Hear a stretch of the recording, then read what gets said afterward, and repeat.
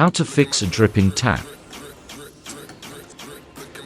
This tap head is truly stuck.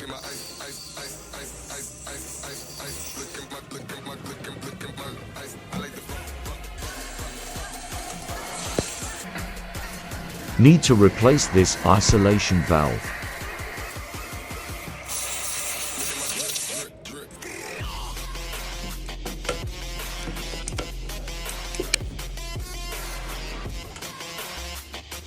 Washer costs 30 pence. Change the tap washer.